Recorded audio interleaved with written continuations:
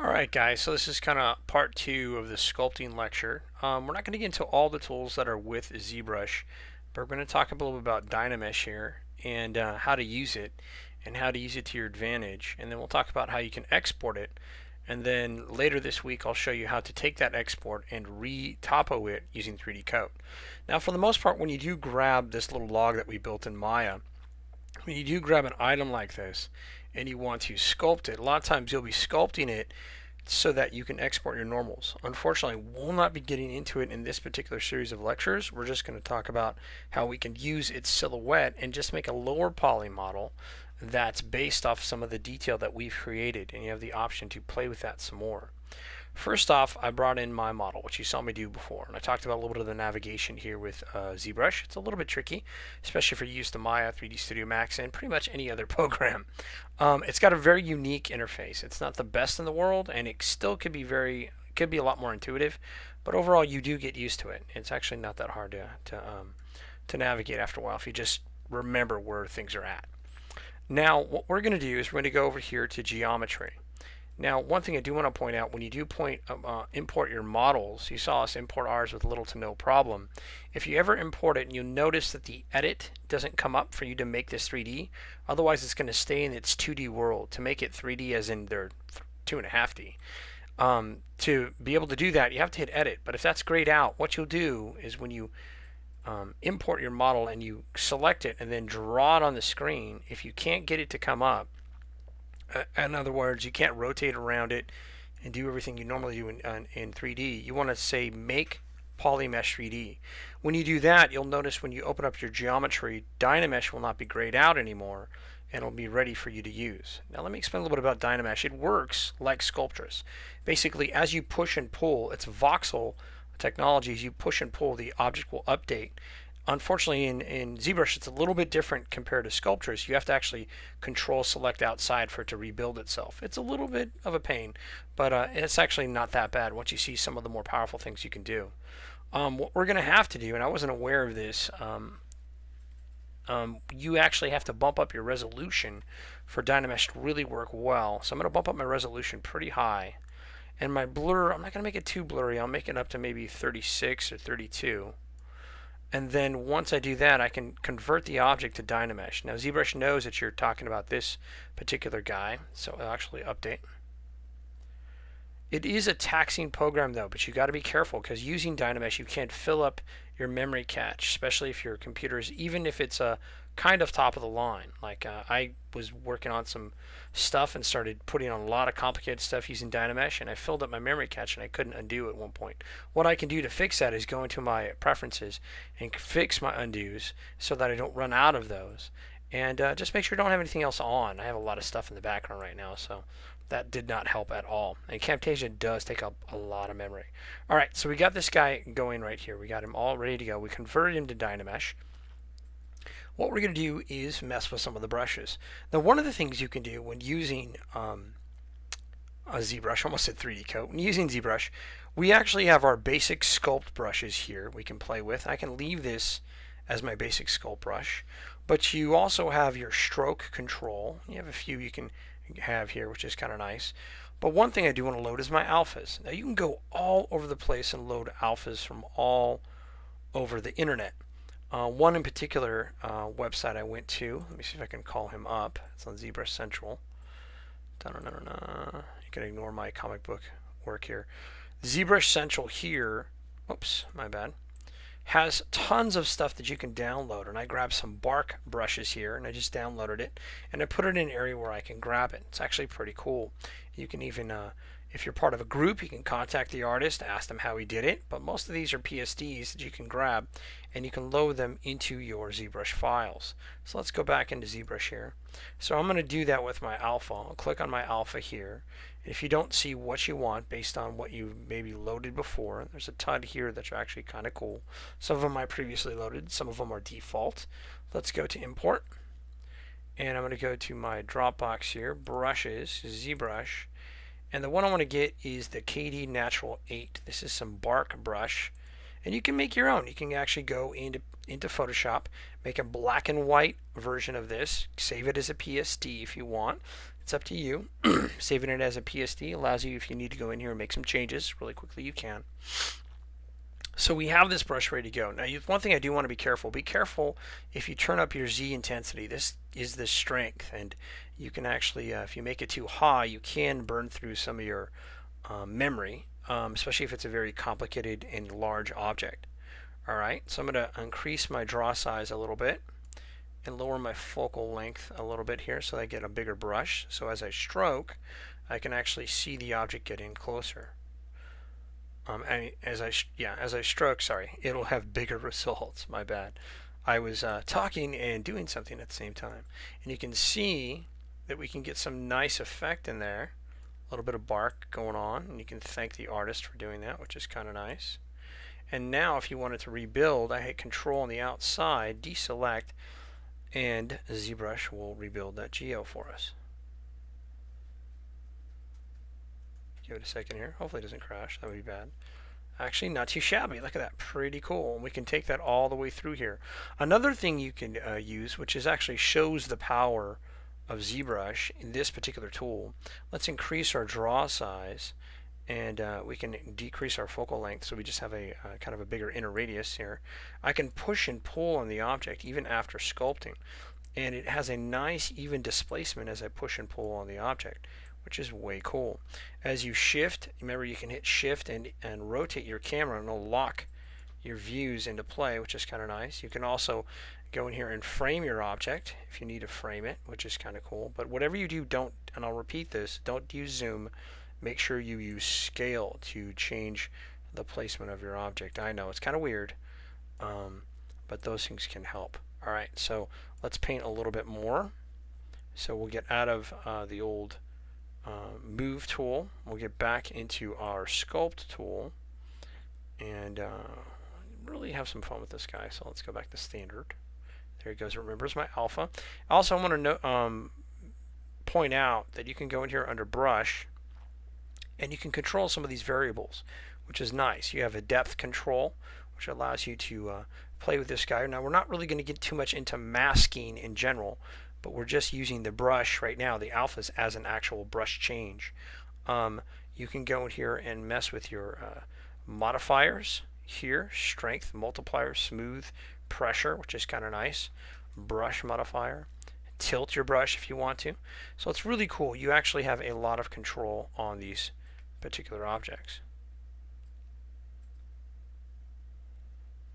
Look at that, pretty nice. Getting some bark going. Nice. You can take it all the way down if you want to. I have it pretty subtle, and keeping a lower Z intensity actually helps a little bit. It's not so taxing on it because you are pulling the geometry and it has to update. Alright, and then I'll just hit Control from the outside. Control Select, I should say.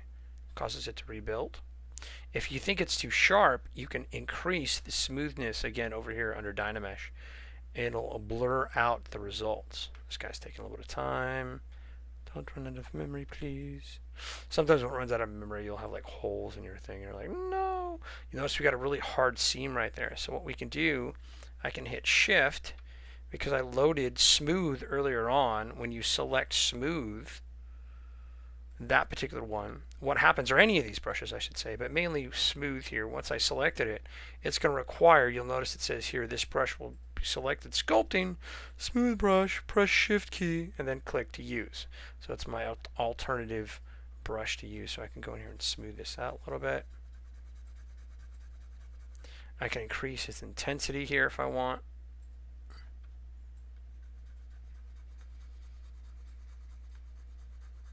Smooth.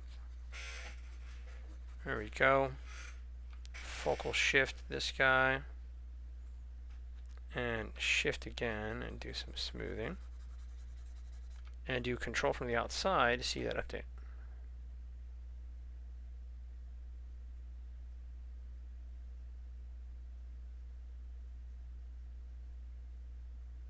It's happening.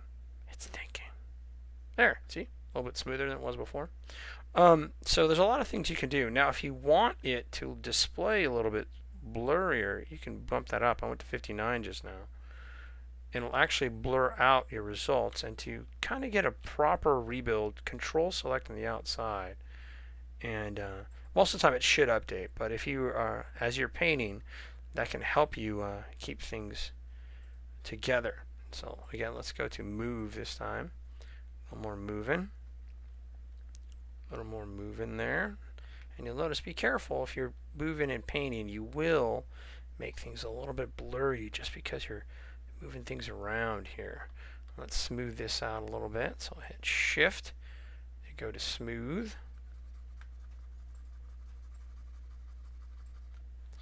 And let's actually lower my Z intensity. Also notice you have RGB intensity. This is basically moving around in your 2.5D world.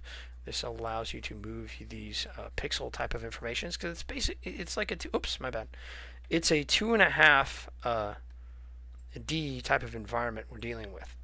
And in that, it's using these RGB kind of like a height, width, and depth for us to play with this as a bitmap kind of painting we're doing. There we go. I'm going to leave a little bit of the blockiness in here for now. But if you want to smooth it out again, you can do some moving. Get rid of some of these harder edges by pulling on them.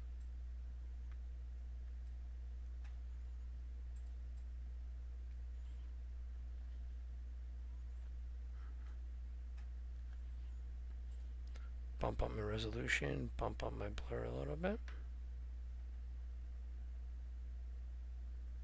Remember, when you bump up your blur, when you rebuild, it may look less like your original silhouette. So you just got to be careful of that. And let's go back to smooth or standard. And well, we can paint a little bit more based on our new changes. Get some bark going.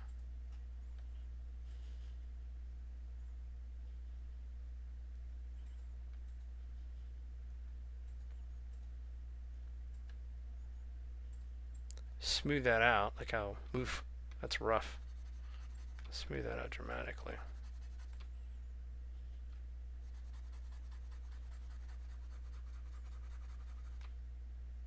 You can paint over it if we want.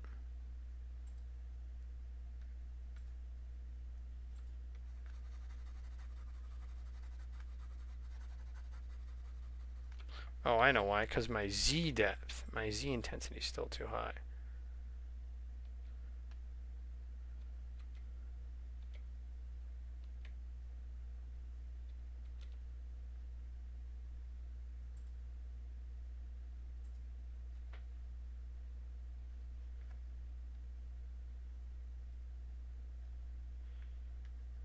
There you go. Shift and smooth. There we go. Nice. Much better. Much better there. Alright, so that's a little quick review of some of the stuff you can do. And again, we can control our brush settings to get this more of what we're looking for. It looks like I made my bark on a weird angle, and that's fine. We can fix that later. We don't want our bark to look like strangeness. And you can also use the rake tool if you want. You don't necessarily have to use a bark brush, or the, should I say, the scrapage tool. And we can use that guy right here, rake.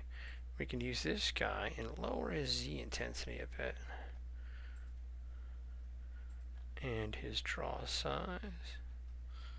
You could use him a little bit to kind of really add a little bit more detail. And if you want, you can just cover these guys on top of each other. Get your bark to flow a little bit more, look more believable. Some of these brushes you'll get, they seem like a good idea, and then when you bring them in, you're like, yeah, that kind of sucks a little bit. Or it may not be as good as you plan. So bark actually works pretty good, because with this bark, the rake works pretty good with this bark brush. You can actually get something maybe a little bit more believable in that sense, that it actually can look like bark. Alright, so that's about it with this one. Thought I'd show you some of those cool tools. Let's clean this up a little bit because it's a little bit too weird. And I hope you enjoyed it. So now what we're going to do, we're going to move on to Mudbox. And real quick though, before I end this one, I'm going to show you how we can take what we did, export it out, because we do need it to get ready for 3D Coat, which will be another lecture I'll be putting on the interweb. Cool. Pretty cool. Not too bad. Needs a little work. We can add a little more noise later. But for now, let's go ahead and export. So what I do is I'd export this guy as an OBJ base tree. And now when he comes into another program, he's going to be really high on polys. So if you take him into Mudbox, it might be a problem. But 3D Coat should be able to handle it. So let's go ahead and put him on the desktop for now. I'll just save it. We'll call this Coat Demo. And hit save. There we go. Save, save, save, save, save, save, save. Cool. So that's about it, guys. Hope you enjoy this one. Show you some basics of using Dynamesh. And Dynamesh is pretty brilliant. I dig it. I love it. And I'm about ready to work on a head that I got to get done. Alright, cool.